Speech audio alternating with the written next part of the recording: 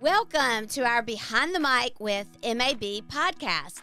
I'm your host, Amanda Fontaine. Join me as I chat with vibrant radio hosts, intriguing television personalities, and the brilliant minds behind TV and radio stations in our broadcast community. Today, I am thrilled to be with Emmy-nominated journalist Troy Johnson. Troy is the evening anchor for 16 WAPT News at 6 and 10. He joined the station in 2018 after decades of experience across major media markets. Since arriving in Mississippi, he has been named Mississippi News Anchor of the Year in 2023 and 2024. And earned first place for excellence in broadcasting and continuing coverage for his work covering the coronavirus pandemic. Before Jackson, Troy built an impressive career in Baltimore and Washington, D.C., holding anchoring, hosting, and executive leadership roles. A Chicago native, Troy began his journey in Indianapolis, working alongside his father before landing his first on-air job in St. Louis. He is a 2023 Maynard 200 Fellow, a former two-term president of the Baltimore chapter of the National Association of Black Journalists, a Region 2 director of NABJ, a member of the National Press Club, and the recipient of the 2026 Television Media Award at the Jackson Citywide Dr. Martin Luther King Jr. Awards Banquet. Beyond the newsroom, Troy is a proud Baltimore Ravens fan, an avid cyclist, and someone who appreciates history, travel, and great food. So welcome, Troy. So excited to have you today. What an intro, Amanda. My goodness. Because you are an amazing man. I'm just here with an amazing woman, and I'm excited. This has been a long time coming. Finally, we get to sit down and chat. Yes. So this is really exciting. I'm just honored to be here. Well, I'm thrilled to have you finally. Well, tell me, how did you get into the broadcast industry? Well, you mentioned my dad. And my dad's name is Jay Johnson. He actually passed away last year. And I'm sorry. His whole life, my whole life, I should say, was he was in radio or TV at some point my entire life. So I really grew up experiencing both parts of the media, and he poured a lot into me, whether he knew or not. And he was an amazing broadcaster, great dad. So I'm glad I can kind of carry on what turns out to be the family business in a way. That is so awesome. So you basically grew up like at the radio station or at the TV station. I did late nights, sitting around bored, or really intrigued by what he was doing. It just depended on what was going on. And got exposed to a lot of interesting things. Got to meet celebrities and all kinds of, anything you can imagine. I kind of had an opportunity to see through his experiences. So it was cool. Kind of framed what I ended up doing. So you were like, "Hey, this is kind of cool. I think I will follow in his footsteps and do the exact same thing." Absolutely not. I really did not think that this was going to be my career path. I thought that I was going to end up in the military and end up, now, when you're a kid and you're being ambitious, like, I'm going to go and end up being a general or admiral or something like that, like this long, illustrious career. It didn't work out that way. But this was also intriguing and interesting to me. So it's kind of like my second career choice. When did you know? When did I know? I was in college, and I'll give you the short version. I had a job at UPS. And the first day on the job, I fell off a ladder and cut 5 tendons in my left hand. You weren't ready for that. You weren't ready for that story. No. So a year of rehab and a couple of surgeries, and my dad was like, you need something to occupy yourself other than just rehab and hanging out with your friends. And that ended up being me working for him as a board op, overnight, weekends, all the terrible hours. And I didn't even get to talk on the air. It was all, it was just the behind the scenes stuff. But it was enough of an experience for me to see, hey, maybe maybe there's something to this. I mean, I'm very familiar with the environment, the atmosphere, but maybe it is a career path. And then I started thinking about it in those terms, and the rest is history. You knew you didn't want to work for UPS. I definitely knew. I knew that for sure. It didn't take long to figure that part out. But, it was kind of one of those, holiday break jobs. And it turned out to be, much more interesting than I certainly anticipated. How was it working for your dad? Was he tough? Absolutely. It was no cakewalk. It was not fun all the time. I try to, and he mellowed out as he got older. But when I worked for him, his name is Jay Johnson.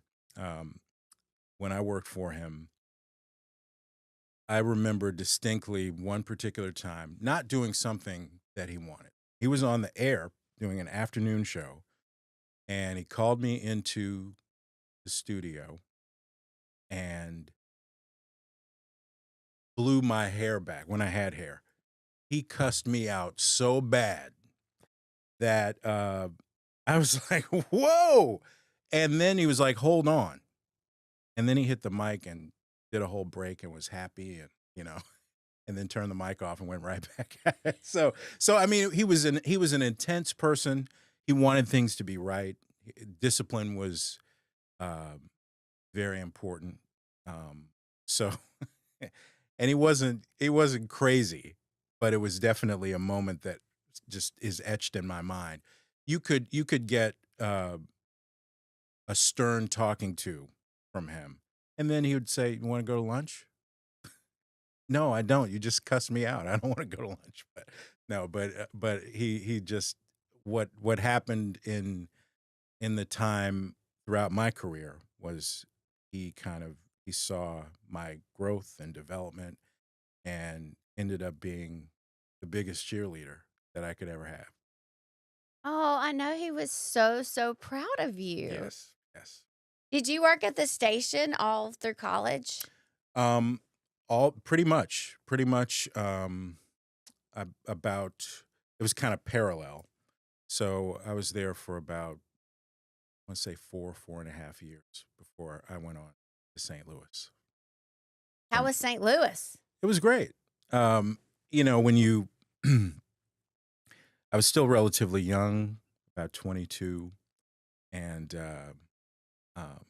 now I'm like, this is my opportunity to do what I want to do. Again, working somewhere where you didn't get to talk on the air. I ended up being a production director for those that don't know some of the radio jobs. I ended up doing the commercials and imaging and stuff for my dad. So I was on the air quote, but not as an air personality, not as a disc jockey. So the next job that I wanted to take, I wanted to make sure that I had an opportunity to really do an air shift, to really develop the personality side of, I learned a lot on the technical side, but I wanted to develop on the personality side. So it was good. It was a great place to work, a station that at the time it was Magic 108. I think it's 104 now in St. Louis. It was like the most professional people. It was a really cohesive team. It was good to be on at that age with a lot of real strong professional people and a station that was number one. And was killing it. So I learned a lot. Were you a DJ? I was a production director, but I did a weekend shift. So, and that turned into me filling in a lot during the week, in addition to whatever I was doing on the production side, and helping out the morning show. So I started doing bits and, humorous stuff, along with my regular duties. So when you're at that age, you have a lot of energy, and it just filled my my interests, my desires to get better, to kind of plot what's going to be next for me. And so yeah, it was like a great classroom. What was next? Next for me was actually going back to Indy after, I think I was in St. Louis about 5 years, at my dad's station. He wasn't there anymore. He had moved on to Dallas, but this time I did nights, and it was kind of a hip hop show with a lot of different, characteristics to it that I wanted to bring to a show. And yeah, they let me be creative. And that's really what I wanted to be creative and do what I thought was going to be a kind of show that brought a lot of energy, but also, while I had, kids' ears, I would drop a little Black history information or some, have some interviews that had a little bit more than just, oh, this is fun. Whenever you have an audience and you can give them a little bit of information and something they need to know, I think you should do it. Okay, Troy. I'm just used to knowing you with TV, Mm-hmm. and I'm trying to picture hip hop Troy. Yes. That would be very different.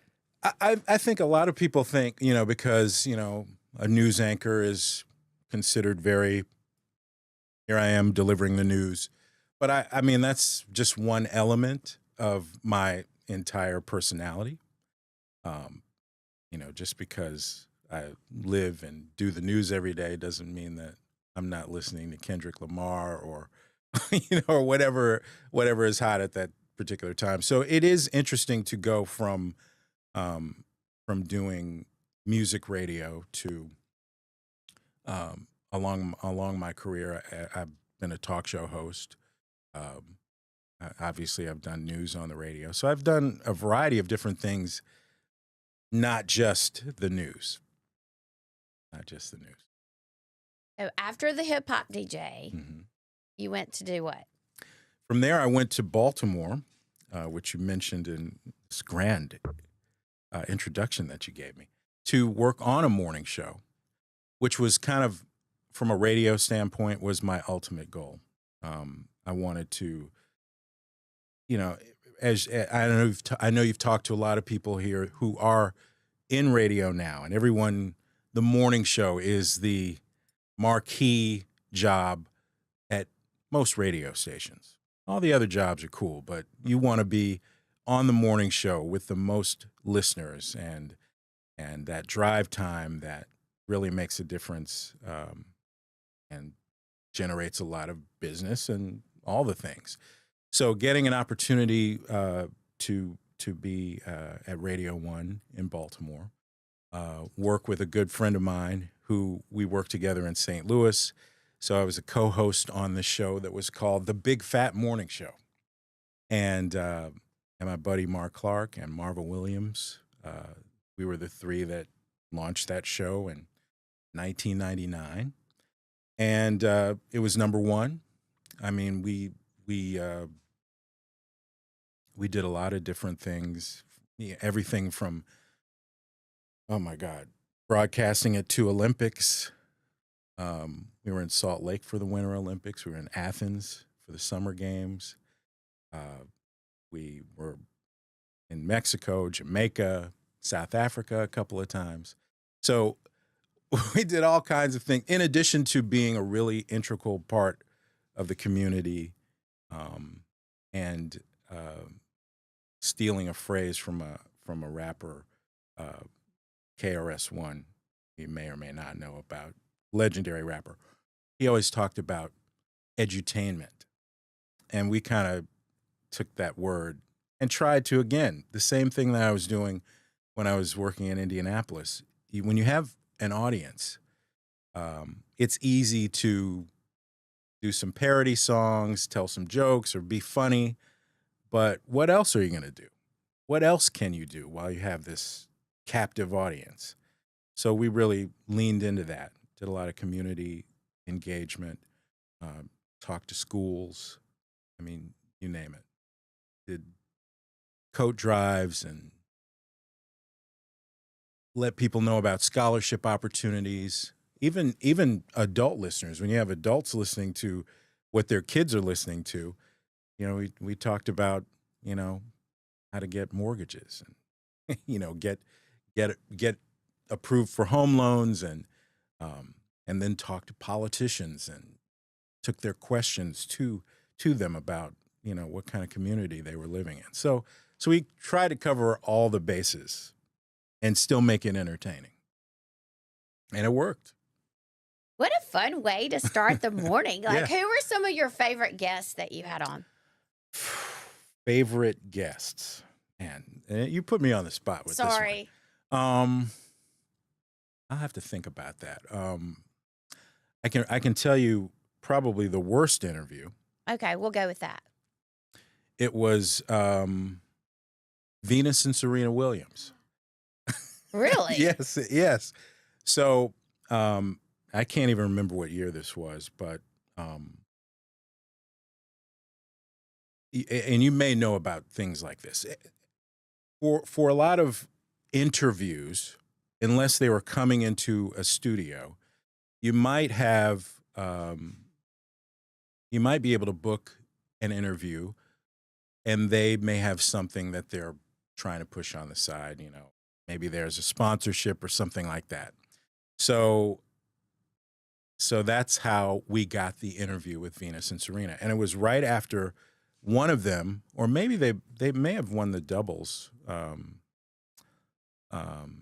championship at Wimbledon. So it was right after a major tournament. So in the interview, there had to be a conversation about Wrigley's gum. So, okay, fine. But that's the agreement to do the interview, but we're not here to talk about Wrigley's gum. They are. We're here to talk about, you just won Wimbledon. So, it didn't work out the way we thought it would work out, because they were there to talk about gum. We were trying to talk about Venus and Serena Williams. And so it was like a 2-minute interview, and we realized that they're not really play along. You give me something, I give you something. And Right. it didn't. You would think. Maybe it was just not a great day for them. Maybe it was too early. Maybe they were still in London. I don't know. And it was a phone interview, so you don't really we didn't have the visual, someone sitting across from you to really understand what was going on. So it was a really short interview with Venus and Serena. I'm sitting here thinking, what all can you possibly say about gum?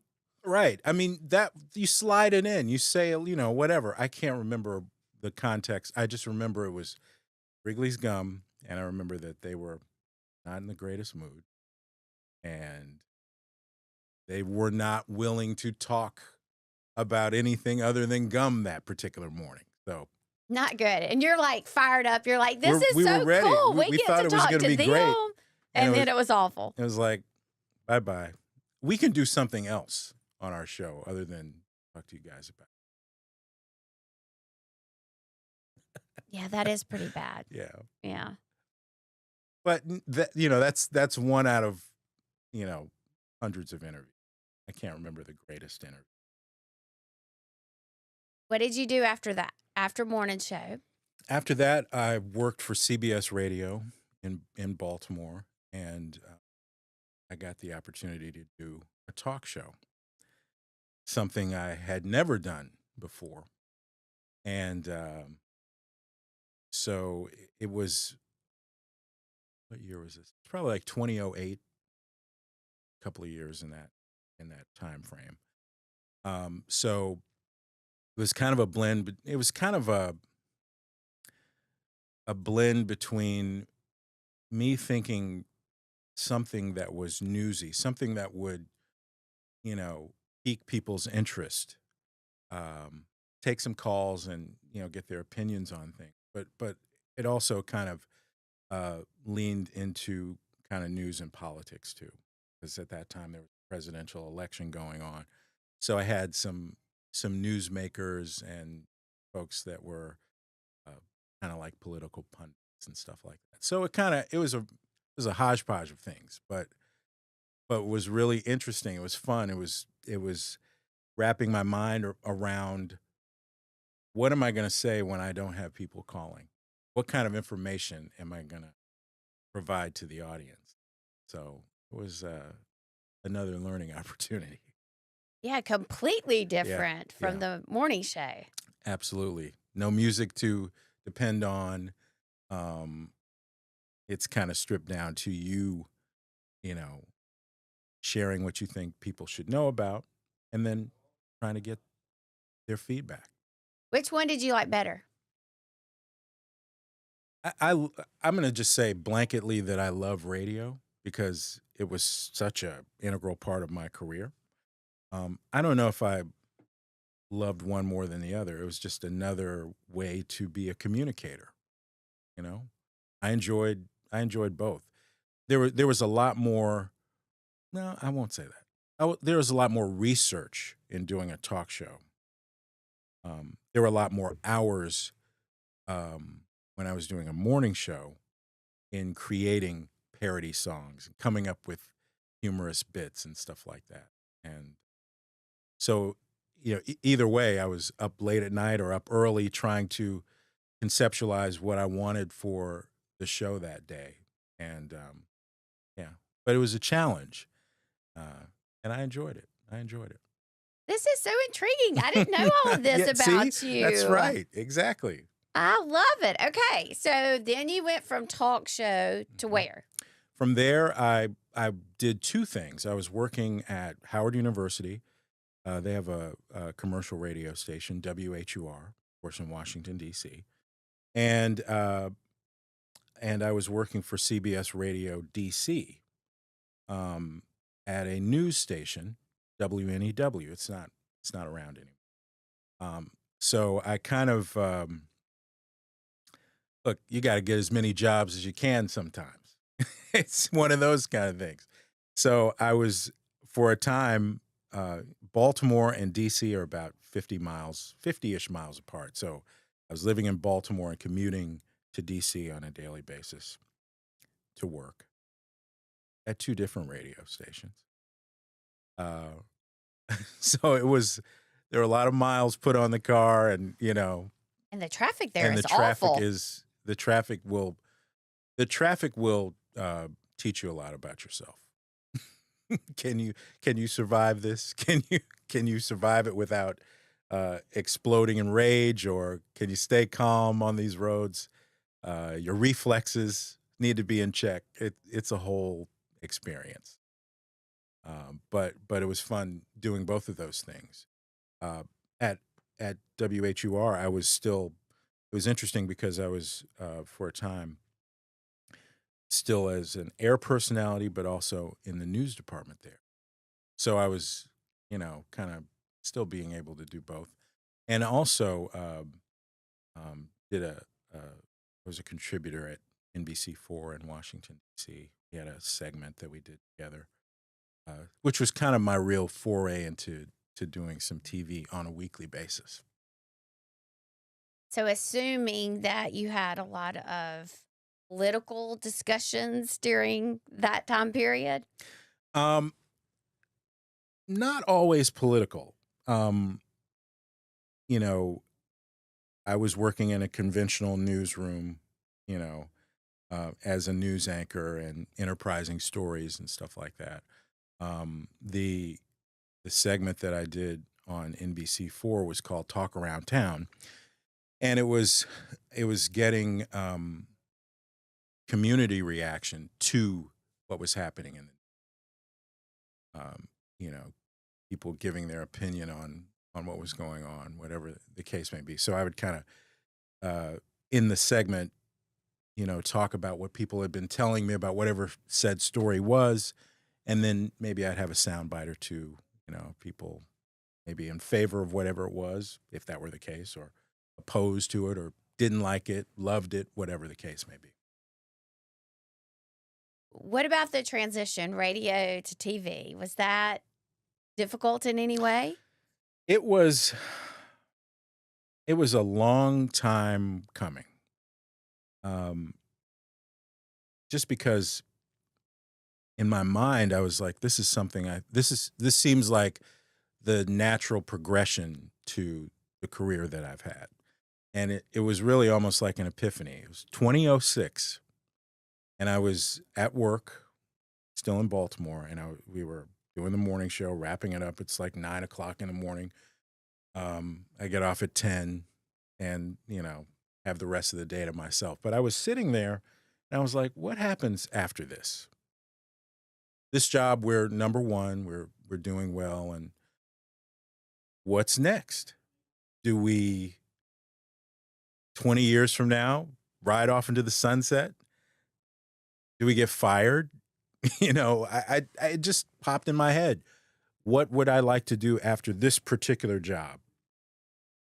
And, TV had always kind of been in the back of my mind, but I started thinking about, maybe I should at least entertain how to make that transition. And I had friends that were journalists, and I leaned heavily on their thoughts and asked questions without trying to be too invasive. And I got a lot of positive feedback about, if you think it's something you want to do, you should really, hone in. And I thought, and that's how working in news radio really appealed to me. It seemed like the next step, the step before the step, because I really needed that experience of being in the newsroom and writing stories and figuring out, based on the experience that I knew it would fit, but it was just a matter of making it fit. So that's kind of where the origin part came about. But knowing that I would have to be a reporter in addition to being an anchor, and enterprising stories and talking to people, all things that I did, it's just presented in a different way. So I had to navigate how to get to that point. Sounds like you had a perfect plan. Well, I don't know if it was perfect. It was methodical. It was a methodical plan. One that, if you talk to people about things that you want to do, generally, if people are in your corner, they're going to be supportive, but you still have to figure out how to do it yourself, unless someone floats down and bling, there you go. That was not happening with me. So I had to figure it out. I had to, maximize each opportunity as best I could. And that's really kind of how it happened. It was not the traditional path that most people take to get to these kinds of jobs, but it's the journey is part of it. The journey in getting there is part of it. So it's my journey. Exactly. And how many great experiences you had. Yeah. I mean, I do try to reflect on some of the things that I've had an opportunity to do.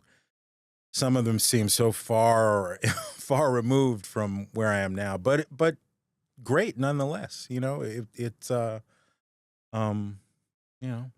blessed to still be able to be working in media for my whole adult life.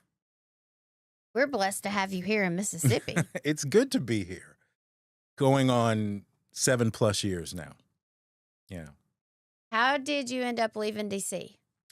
Well, I was working for Hearst has 2 radio stations in our company in Baltimore. Didn't know that, did you? I did not know that. One is a rock station, 98 Rock, and the other one is WBAL Radio, same call letters as the TV station. So when CBS Radio was having all of these changes, they essentially sold off their news radio operation. Kind of the, if they call CBS the Tiffany Network, that was kind of the cornerstone of why CBS News was so great. It started with radio, one of the oldest radio networks. So at some point, I think it was around 2017-ish, they started selling or thinking about divesting that part of their business. And our station was going to be part of that, WNEW. So I got a call from a news director at WBAL, like, hey, would you be interested in coming here and being a midday news anchor? And I was like, absolutely, absolutely. And it was fortuitous because everybody that I worked with at CBS got fired by the end of that year. So I kind of got off the boat before the boat went down. And fortunately, but it was a great opportunity. I learned a lot in that newsroom from people that many awards and some who are still there making it happen on a daily basis. So yeah, that's how I got to Hearst. And then you mentioned NABJ in the intro, National Association of Black Journalists, and my involvement. We had a conference in Detroit, and I took my my reel along with people half my age, walked around, and I was like, let me test the waters, see if there's an opportunity somewhere for me to finally make this jump into television. And I got a lot of good positive feedback, and I'm like, okay, I'll go home and figure it out. Maybe something really enticed me. But before I left, I decided I would talk to our Hearst folks, and a guy named Ben Hart, who used to be here, used to be the news director at WAPT, saw my tape, and we talked, and he was like,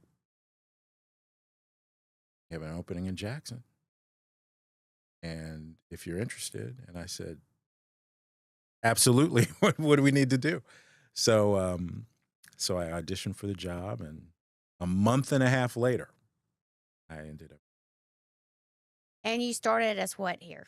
I started as the 5 p.m. anchor and reporter.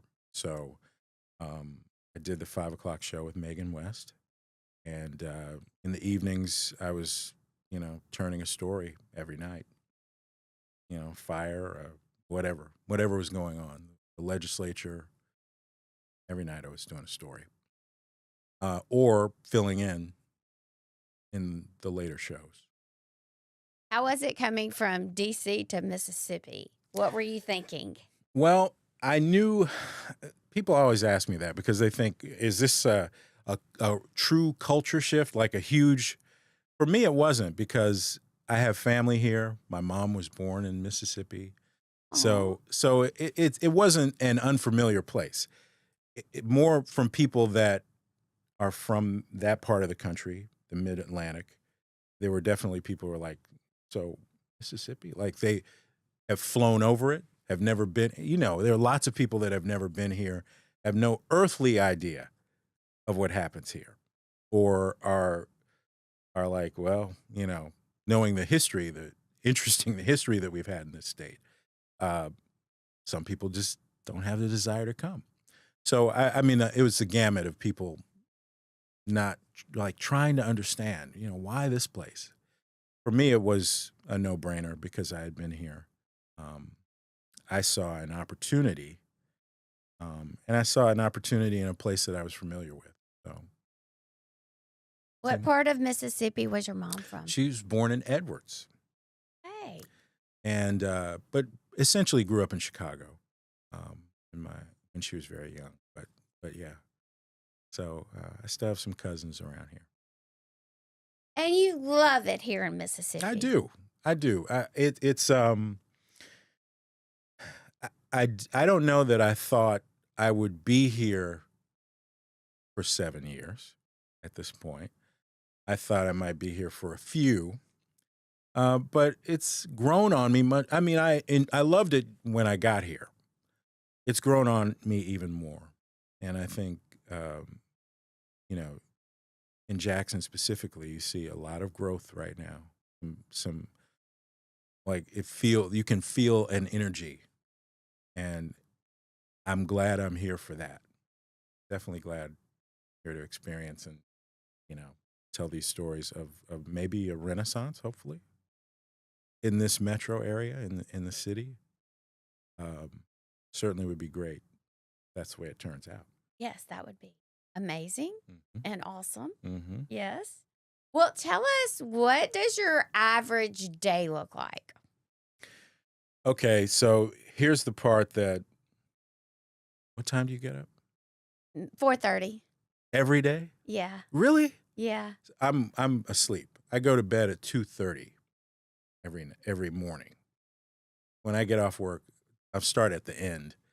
When I get off work, I need to watch a little TV. I need to decompress, and then I convince myself to go to sleep at 2:30. Maybe I get up around 9ish, and usually I start with watching the news. Of course you do. Exactly. So, but I don't mean just I need to. It's a variety of things, from watching local news to CNN or the BBC or French news television. What I want to kind of get the global sense of what's happening each day. Then I listen to a couple of podcasts, scroll on my phone, find some stories. It's just kind of plugging into the day, really. This is if I don't have any errands or just general things. Need to run to the grocery store, feed the cat, all those things I do too. But yeah, I spend that bulk of waking up, having a bite to eat, and just kind of plugging into what's going on each day. I get to work at 2:00, and depending on the day, that could be jumping right in. Occasionally, I anchor our 4:00 show, which means when I hit the door, I'm looking at scripts and immediately getting ready for a show that's an hour long, starting at 2:00. But then, if I'm doing the 6 and 10, I have a little bit more time to kind of digest what we're doing each day. So, if someone's listening to this and they could be thinking, what do you do to get ready for the news exactly? For me, that first part of the day, being aware of what's going on is critical. You really do need to understand what's been happening. I'm looking through our email as well to see what our reporters are working on.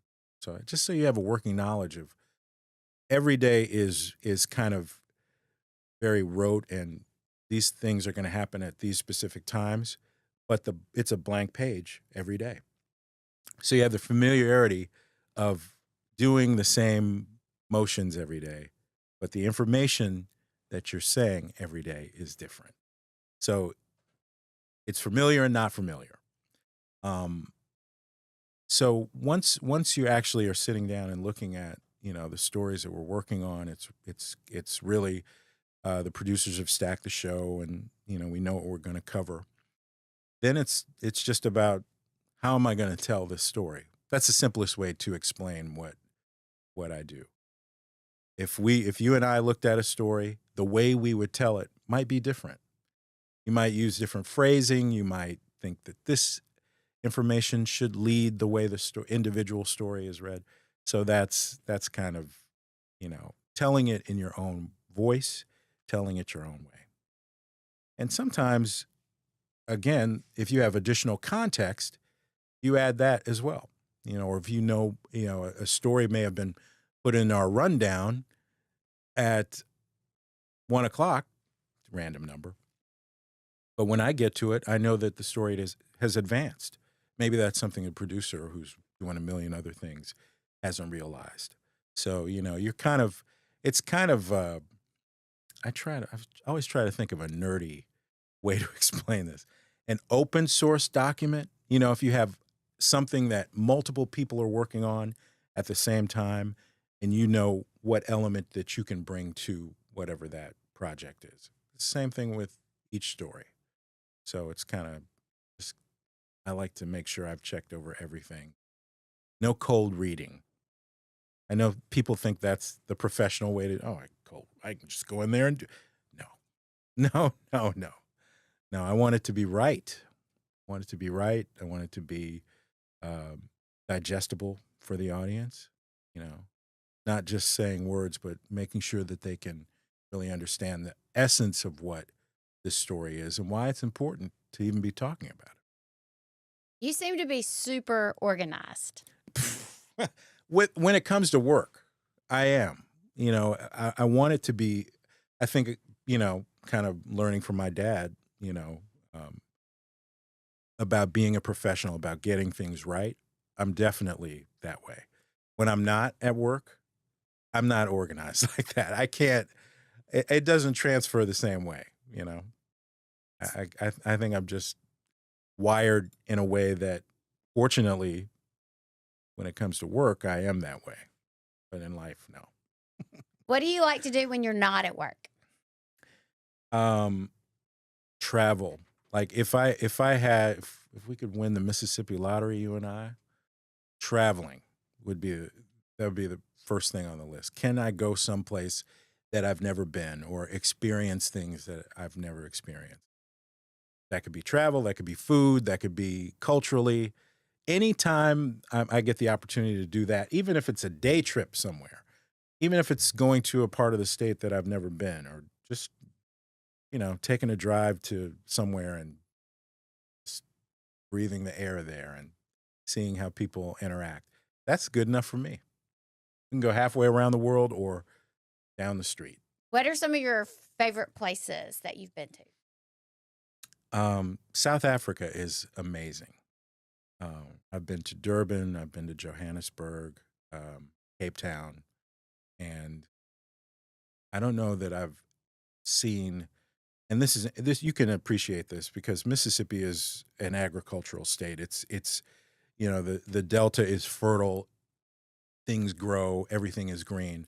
I don't think I've ever seen a color green like I have in the vegetation in South Africa.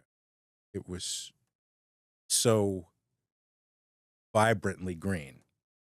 I just kind of remember that. Athens, Greece in general, just amazing to see. To walk past a fountain that's 1,000 years old and is still working in the middle of a little plaza, it's little things like that. I know I'm a nerd, but just those kinds of things that I don't know. They are vivid in my mind. I think that's pretty amazing. I just had friends that went to Africa and they stayed in tents Mm-hmm. that had running water. Mm. And Is that glamping? I don't know it that I sounds would like it. consider it It wasn't? glamping. They told me that it was Mhm. going to be, but I just kept thinking, I don't think that's for me. No. No, I don't think so. On one of my trips, we were at a hotel that was essentially on a preserve that had animals. So you could do kind of a version of a safari while you're staying at this hotel. And now this is early 2000s, so we're out in the middle of who knows where. So there were no television, no phone. I had a shortwave radio, so I could listen. Just to, I wanted to still have a connection, but I also wanted to be present for all these experiences. And so again, hotel with restaurant and all that stuff, but it was very isolated and kind of quiet. You'd see gazelle walking right outside of your hotel patio. So it was, and then we did go out in Jeeps and see, elephants, and they had the big three there. Um, so it was a unique experience. And I get it. I understand why people, want to be in those elements. You might have to change your point of view. You might need to just experience, try it. Well, it does sound pretty phenomenal. Yes. That part. I'm not sure about that tent part. I think I would rather be in prefer the the hotel with the restaurant Okay. and watch No- the animals No go by. roughing it for you? No roughing it. I'm not good at roughing it, no. No, Okay. definitely not. All right. I don't mind a little roughing it. Just a little, as long as there's, good food and cold beer at the end of it. So good food. What kind of food do you like, Troy? It all. You don't have a preference. You like I everything. don't know that I have any one specific preference in foods, but now the problem is I don't like a lot of vegetables. So, that limits all of the food experiences that I can have. I'm not going to do anything with mushrooms or anything like that. But I love food. Either the preparation, the herbs and spices that are used. So I like all kinds of foods. I'm with you on the vegetable thing. I don't eat vegetables. At all? No. I just started eating salad, not It's delicious. too many It's good for you. years ago. And I basically eat lettuce and the dressing. Nothing else. A tomato? Yeah, no vegetable. Well, unless you count French fries and a baked potato, then I do eat that. But as someone who doesn't like a lot of vegetables, we need to work on this for you. You need some extra nutrients in some of this food. I've tried, every time I, turned 50, I tried. I thought, well, maybe my taste has changed, but no, it hasn't. And I don't eat seafood either. I know. I can't help An audible gasp in the room. I'm just mainly like a steak and potato, hamburger, French fries kind of girl. Chicken? I do eat chicken. Okay. Pork? And pork, yeah. Okay. But no seafood at all? No fish? Man. And I'm not allergic. I just don't like the taste of it. I know. It's sad. We're gonna have a side show for this. We're gonna have to have an intervention with you. Well, okay. Good luck. Yeah. We can try. We'll see how it goes. Yeah, because there's a lot of delicious things out there that you're missing out on. I know, but I can't help it if I don't like it. You don't know if you don't like it yet. I've tried it. You've tried these things. I would try a bite and be like, oh, I still cannot stand the way this tastes. Well, or texture. I'm real big about the texture of something. Okay. I'm like, that's kind of slimy. No, I do understand the texture thing. I about 2 weeks ago had my first crawfish. Oh, so what did you think? I didn't like it. You were like, no. He's losing his mind. I know. I said that because I knew that was going to happen. Yeah, it just didn't work for me. Now I'm more of a fish person, shrimp, lobster, but crawfish. I'm not crawfish either, and that is way too much trouble for that little bitty amount of that much of a bite that you get from all of that work. And then your hands are all gross and nasty. Yeah, people won't like this, but, a crawfish, much like a shrimp and a lobster, they all have exoskeletons.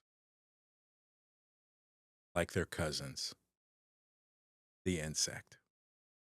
So, so that's it. That's where I go with it. The crawfish is a little too familiar for me.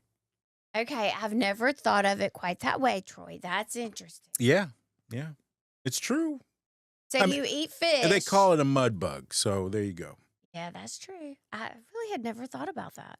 But you do eat fish. Love Can you fish. eat those? What always amazes me is when people order the fish and it has the eyeball that's looking at you on the plate. I'm like, I could not, even if I loved it, I couldn't do that. I can do that. You can. I've had like a grilled fish that way, and then you kind of cut it open and the fish comes right off. Just don't. The fish is not looking at you. Don't look at it. Easier said than done. It's not looking. I promise. It's too late. It's not looking at you. Well, I remember saying that you're a cyclist. Yes. So you apparently have time to do that. A little bit. Somewhere. I need to get back to it. My buddy David Hartman is probably on a bike right now, putting in 60 miles. I'm not. but I've kind of, throughout life, it's always been, one of the sports that I've enjoyed. I watch the Tour de France every year, and I wish I had that energy level. That's the one thing about working, though, the hours that I work. I'm not willing to get up in the morning and get on the bike and ride before work. I wish I was, but I feel like if I had a little carve out time in the evening, it would be a better, just for my own biological clock, that would work better for me. So consequently, I don't ride as much as I should, but I need to get on the bike. That makes sense. That's why I get up at 4:30 in the morning, is so that I can exercise. Yeah, because I'm the opposite. I cannot do it in the evenings. It just doesn't work for me. It's hard. I have to do something because as I self-assess myself in this conversation, it's necessary. I need to get my exercise in. Running is not an option anymore. I feel like it hurts too much. Me either, and it's so sad. But I used to love to run. The bicycle is amazing. If you have the endurance to ride, it's just fun. It's enjoyable. Okay, so we're gonna help each other out. Okay. You're gonna assist me with my eating habits. Yes. And then I'm gonna encourage you. Yes. For don't just say this for the show. Like, I'm serious. Okay, that's a bet. I'm all about it. I'm with you. We're right here. I'm gonna be texting you. Hey, Troy, you working out this weekend? Are you going to get on that bike? Okay, I'll do it. You heard it here, everybody. Yes, we'll hold each other accountable. We can do that. Accountability partners. That's right. Mm-hmm. All right. I also love that you listen to podcasts every morning. Do you have some favorite ones? What topics do you like? History. Oh, that's right. You are a big history. Yeah. So anytime I can learn a little something about, but nothing particular, not one time period, not the Civil War or this or that. Just, I think there's a podcast called History Daily, and it's like a 15-minute, sometimes dramatic presentation. This guy is recreating a moment in world history, and it's just some subjects I knew about, some I didn't. If we're going back to the 13th and 14th century, I may have missed that in class. So so I like it. It's a quick change of pace, learn something you didn't know about kind of thing. That's one of my favorite podcasts. That's interesting. Yeah. History Daily. I like it. I have to check that one out. Yeah, it's good. It's good. So I just realized we have been talking for like an hour. No, really?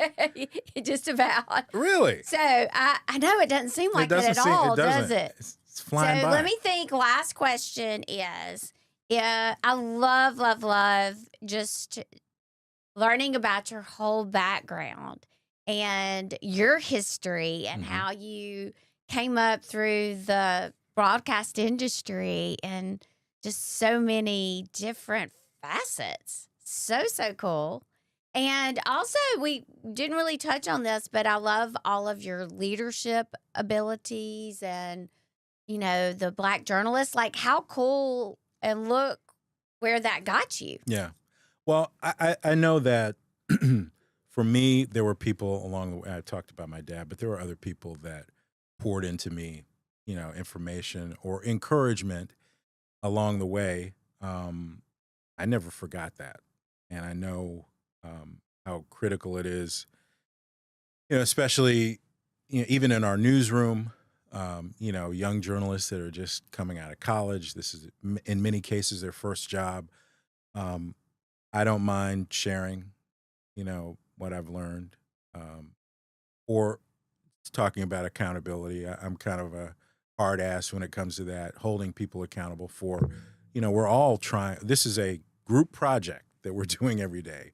You need to do your part. I'm going to do everything I can to do mine. So, so I do talk to kids. I do talk to students. That just seems like second nature. It seems important. More people should do that, whatever your career path is. If you can impart a little bit of knowledge, encourage someone who shows a level of interest and, really wants to get better at what they're doing, you should do it. I love it. As I'm listening to you, I'm thinking, I bet he's so much like his daddy. There are things that, again, now that he's gone, I realize there are a lot more similarities than I thought.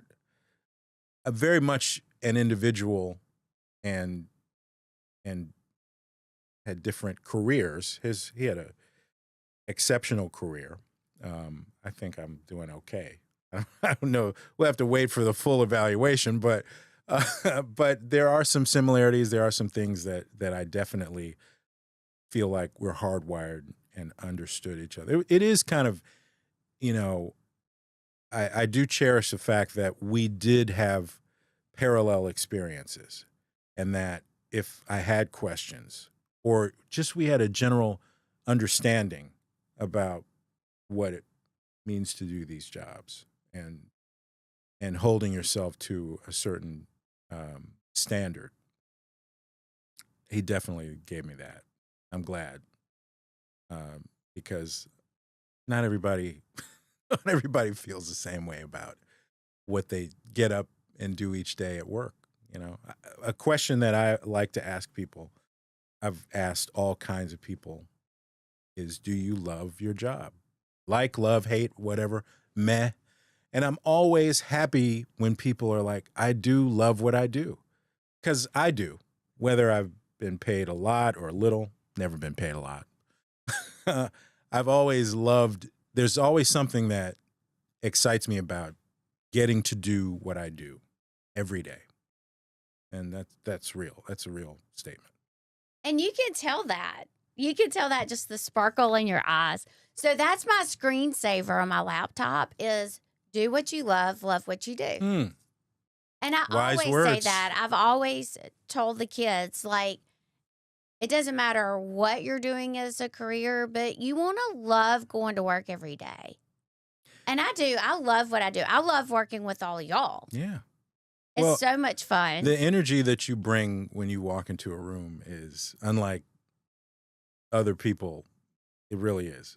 I got to give you some kudos for that.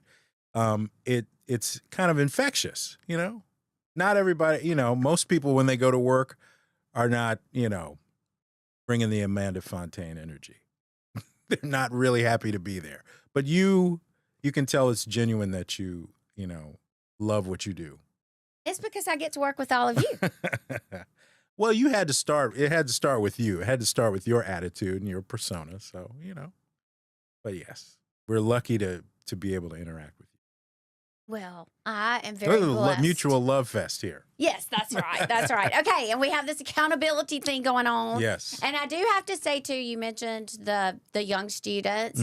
And I think I know that you're an amazing mentor for those that come to the station. And this is my last question for you. If we have some students that are out there that are thinking about the broadcast industry, maybe they're juniors or seniors in college right now, what are some words of wisdom that Troy would give to them? This is not an easy pathway. I think that there are professionals that make it look easy, which is part of the job, but it's difficult. It's a hard job. If you want to be on TV, if you want to be, on camera, then this is not the job for you as a journalist. You're better off doing a podcast at home and putting on makeup, doing a makeup tutorial. Do that. But don't do this. It's more than, this is just the vehicle that we're using to share information to, inform people. So it's serious. And I know I'm the killjoy, but it's true. I mean, you have to really be motivated by something beyond, I want to be behind a microphone. I want to be in front of a camera. It's got to be bigger than that, because there are other avenues you can by all means do that somewhere else. Now, having said that, not trying to kill any dreams, take chances, be creative. It really is an avenue for you to be creative. You're telling stories, you're telling and providing information. You can do that in the most creative ways that you can conceive. And I think we're learning now in this era how important information is. And that's not going to go away, even though there is pressure that is trying to make it go away. So if you understand those elements and understand the relevance and importance of what I just happened to say, then this is the career path for you. And I think the next thing that I would say is we need you. We need you in this space. So that's my 2 cents. I think, no, wonderful words of wisdom. And I keep just thinking back to this whole conversation and how methodical you were in every step of the way. Yeah. And I could just sit there and watch you and think about, okay, this is my next goal and this is how I'm going to get there. And just, you're so amazing. And look where you are today. We really are. Thank you for all that you do. Thank you for all that you do in the community. We didn't even get to that. Last night, I was looking at American Heart Association. Mm-hmm. I'm a big, huge fan. Uh-huh. I am the Circle of Red chair for them. Okay. Love Jennifer, Catherine, the whole entire group over there. But so cool that you're going to MC the Heart Ball this year. February 28th. I will be there. Everybody get your tickets. I mean, American Heart Association, Mississippi, they do so much great work. And this is a critical fundraiser to keep that work alive. So, I'm going to pull out the tux and try to make it a wonderful evening. But why we're there is just as important as hopefully how fun that evening is going to be. So February 28th, Heart Ball. Be there. No doubt if you are MCing, it's going to be fabulous. Well, I'm going to try. Definitely. All right. Well, thank you so much for being on today. Thank you, Amanda. I am so thankful that we finally made this happen. Yes. And I'm super excited for our accountability. So we'll have to do this again in the future and talk about everything that we didn't get to talk about today. Yes. And then we'll give them an update on where we are. So a part 2? Has that 2. happened before? No, you would be the first. How about that? Okay, that's the deal. A part 2. I love it. So we need to be methodical. We Yes. need to set a goal. Yes. And right now we'll discuss when that part 2 is going to be and what our goals are that we will have met by that point in time. That's fair. All right. I'm here for it. Awesome. Well, thank you, Troy. Thank you.